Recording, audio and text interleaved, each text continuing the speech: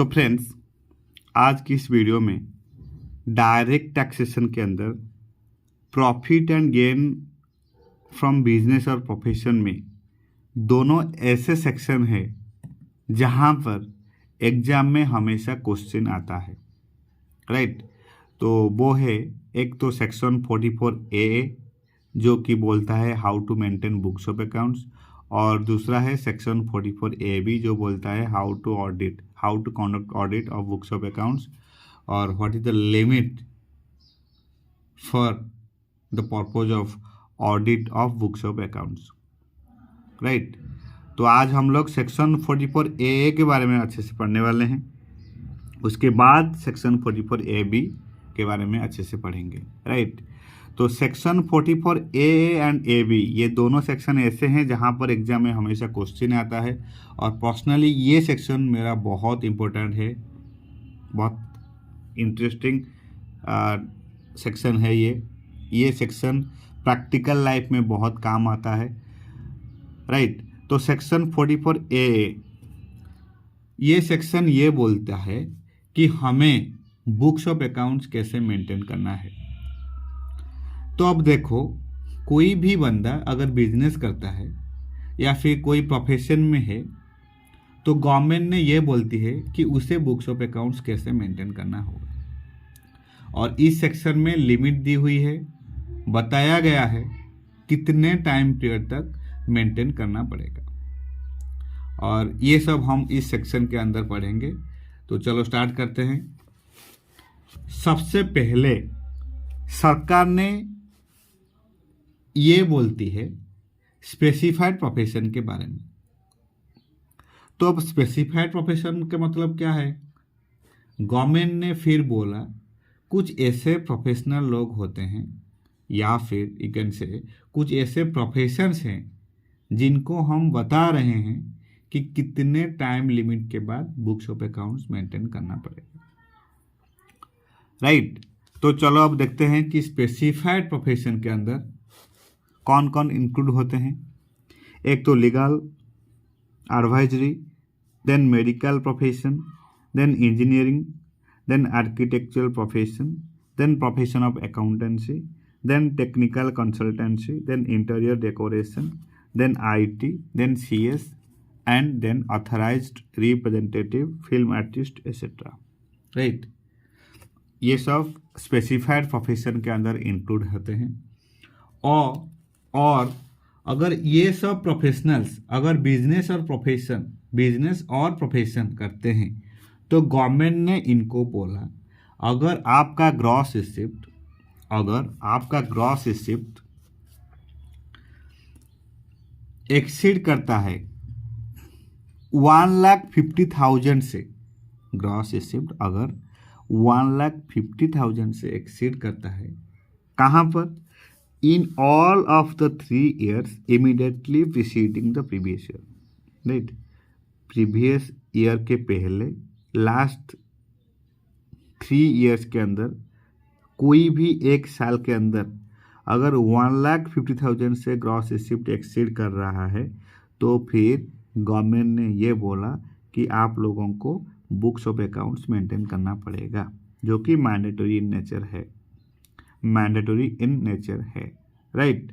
तो persons carrying on specified business, वहाँ पर 1,50,000 के क्राइटेरिया देखना पड़ता है, वो भी immediately preceding the previous year 3 years के अंदर, प्रीसीडिंग प्रीवियस ईयर के 3 years के अंदर अगर कोई एक भी साल के अंदर ग्रॉस रिसिप्ट क्रॉस कर रहा है 1,50,000 से तो फिर बुक्स ऑफ अकाउंट्स मेंटेन करना मैंडेटरी है, राइट। और प्रोफेशनल अगर वही एक इंटरेस्टिंग टॉपिक यहाँ पर है, यहाँ पर जो 3 years का लिमिट दी गई है, इन दैट केस अगर कोई बंदा न्यूली सेटअप कर रहा है कोई प्रोफेशन तो वहाँ पर क्या करना पड़ेगा? वहाँ पर 3 साल का लिमिट देखा नहीं जाएगा और वहाँ पर 1 year का लिमिट देखा जाएगा। तो 1 year में अगर 1,50,000 ग्रॉस रिसिप्ट एक्सीड कर रहा है तो फिर वहाँ पर भी बुक्स ऑफ अकाउंट्स मेंटेन करना पड़ेगा, जो न्यूली बिजनेस है उन लोगों के लिए 1 ईयर दिखना पड़ेगा। जिस साल के अंदर न्यूली स्टार्टअप हुआ है बिजनेस और प्रोफेशन, वहाँ पर अगर 1,50,000 से ग्रॉस रिसीप्ट क्रॉस कर रहा है तो फिर वहाँ पर भी बुक्स ऑफ अकाउंट्स मेंटेन करना मैंडेटरी है, राइट। तो ये सब तुम्हारा स्पेसिफाइड प्रोफेशन का बात हो रहा था। अब हम लोग प्रोफेशंस जो कि नॉन स्पेसिफाइड है या फिर एनी बिजनेस है, वहाँ पर क्या लिमिट होना चाहिए वो हम इस सेक्शन के अंदर देखेंगे, राइट। तो अब यहाँ पर 2 कंडीशंस है। क्या? अगर कोई अदर एसएससी मतलब जो नॉन स्पेसिफाइड प्रोफेशन या फिर बिजनेस, तो वो लोगों का केस अगर एग्जिस्टिंग बिजनेस होता है तो फिर वहाँ पर 2 कंडीशंस होते हैं। एक तो इंडिविजुअल एंड एचयूएफ और एक other than individual and HUF, right. एक तो individual and HUF and other than individual and HUF. तो फर्स्ट अगर इंडिविजुअल एंड एचयूएफ होते हैं और एग्जिस्टिंग बिजनेस है तो वहाँ पर 2,50,000 का लिमिट देखा जाएगा प्रॉफिट। 2,50,000 से प्रॉफिट अगर एक्सीड कर रहा है तो वहाँ पर बुक्स ऑफ अकाउंट्स मेंटेन करना पड़ेगा, right, in case of individual और एचयूएफ। और साथ साथ 25 लाख का ग्रॉस रिसीट भी देखना पड़ेगा, राइट। अगर कोई एक भी कंडीशन सेटिस्फाई होता है तो फिर बुक्स ऑफ अकाउंट्स मेंटेन करना मैंडेटरी है। ये सब हम लोग इंडिविजुअल एंड एचयूएफ के बारे में बता रहे हैं। और अगर other than individual and HUF है तो फिर वहाँ पर क्या करना पड़ेगा? इंडिविजुअल एंड एचयूएफ के केस में 2,50,000 का प्रॉफिट देखना पड़ता है, और अदर देन इंडिविजुअल और प्रोफेशन होते हैं और other than individual and HUF होते हैं तो फिर वहाँ पर 1,20,000 क्राइटेरिया देखना पड़ेगा। Other than individual and HUF होते हैं और प्रॉफिट 1,20,000 से एक्सीड कर रहा है तो फिर वहाँ पर बुक्स ऑफ अकाउंट्स मेंटेन करना मैंडेटरी है। ये first condition. Second condition for other than individual and HUF. Second condition क्या है कि अगर ग्रॉस रिसीप्ट या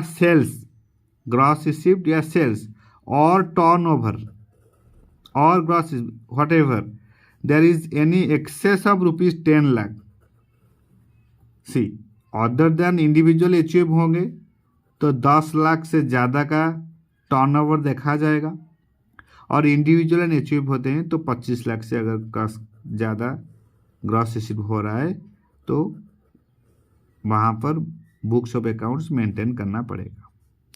बुक्स ऑफ अकाउंट्स जो है वो मेंटेन करना पड़ेगा, राइट। तो 2 कंडीशन है, एक इंडिविजुअल एंड एचयूएफ और एक other than individual and HUF. Individual and HUF existing business है तो फिर वहाँ पर 2,50,000 का लिमिट देखा जाएगा प्रॉफिट का। अगर प्रॉफिट 2,50,000 से ज़्यादा एक्सीड कर रहा है तो फिर वहाँ पर बुक्स ऑफ अकाउंट्स मेंटेन करना पड़ेगा। और सिमिलरली अगर सेल्स या फिर टर्नओवर इंडिविजुअल एंड एचयूएफ के 25 लाख से ज़्यादा हो रहा है तो फिर भी बुक्स ऑफ अकाउंट्स मेंटेन करना पड़ेगा। और other than individual and HUF होता है तो फिर 10 लाख का लिमिट देखा जाएगा, राइट। तो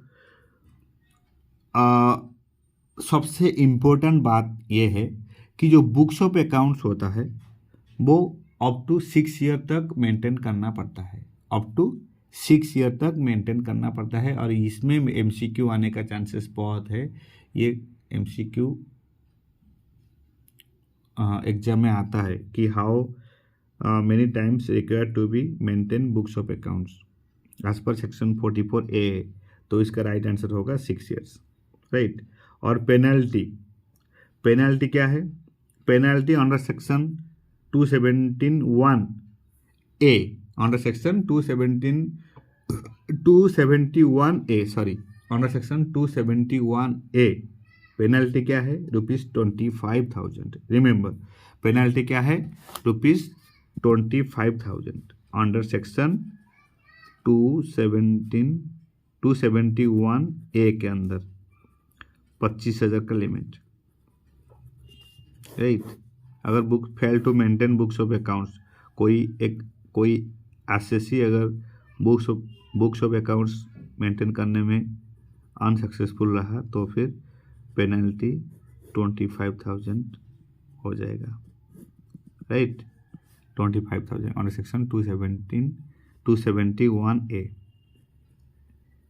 पेनल्टी, राइट।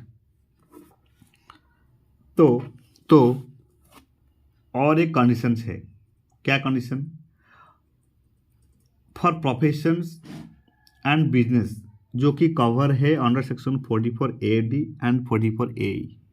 अगर कोई एसएससी सेक्शन 44AD या फिर AE के अंदर फॉल कर रहा है प्रिजेंटिव टैक्सेशन के अंदर, तो in that case not required to maintain any books of accounts. वो इसलिए वहाँ पर लिमिट दी गई है। However taxpayers who claim that their income from business is lower than the presumed income as calculated under section 44A, then must maintain books of accounts as specified in section 44A। मतलब section 44AD and AE के अंदर अगर कोई SSC fall कर रहा है तो उन लोगों के लिए बुक्स ऑफ अकाउंट्स मेंटेन करना मैंडेटरी नहीं है। लेकिन वहाँ पर भी एक कंडीशन है। अगर 44AD एंड AE क्लेम कर रहे हैं कि उनका इनकम फ्रॉम बिजनेस लोअर है देन प्रिजम्ड इनकम, जो गवर्नमेंट ने फिक्स किया है कि भाई आपका इनकम इतना होगा, तो फिर 44AD या फिर 44A के अंदर तुम आ जाओगे, राइट। और वहाँ पर भी तुम इनकम लेस दिखा दिए तो फिर आपको बुक्स ऑफ अकाउंट्स मेंटेन करना पड़ेगा and have them audited under section 44AB, right।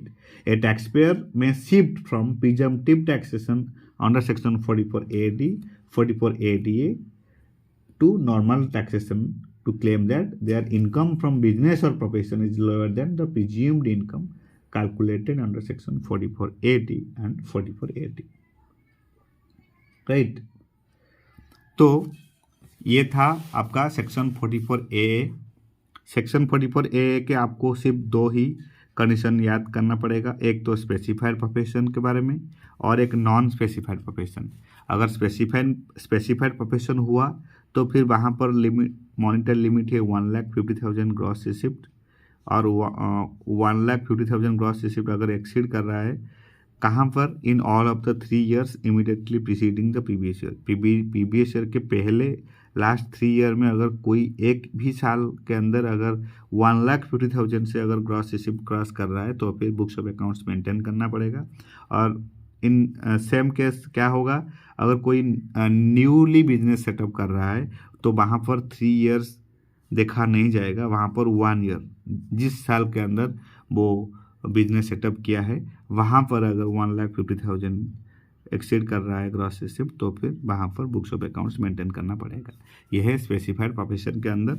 और नॉन स्पेसिफाइड प्रोफेशन और एनी बिजनेस के अंदर क्या लिमिट है, एक तो प्रॉफिट क्या है कि प्रॉफिट जो इंडिविजुअल और एचयूएफ अगर होते हैं, इंडिविजुअल एंड एचयूएफ, वहाँ पर 2,50,000 का लिमिट देखा जाएगा।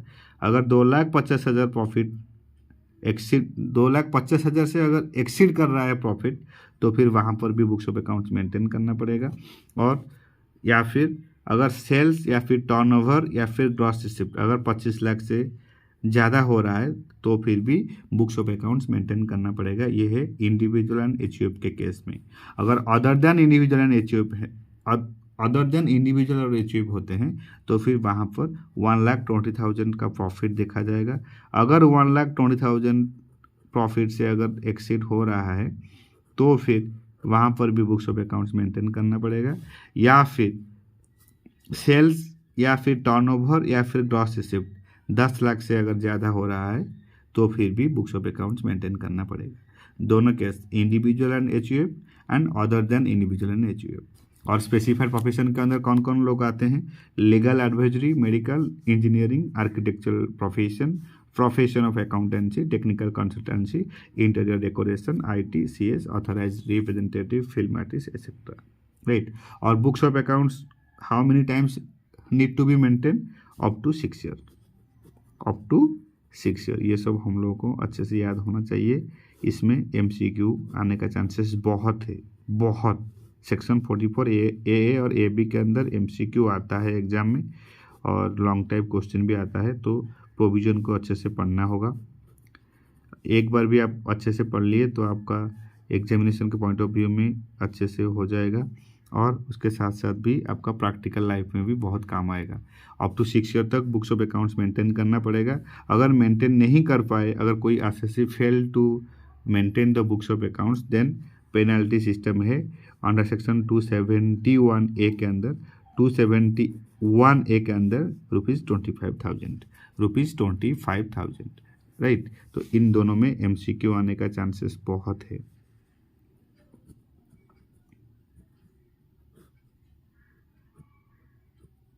राइट। एक तो पेनल्टी सिस्टम 25,000, 25,000 मिनिमम, और बुक्स ऑफ अकाउंट्स मेंटेन करना पड़ेगा अप टू 6 ईयर्स, राइट। तो this is it all about section 44A। तो इसके नेक्स्ट वीडियो में हम लोग डिस्कस करेंगे सेक्शन 44A भी। So thank you so much for your time, thank you so much for your support, and happy studying.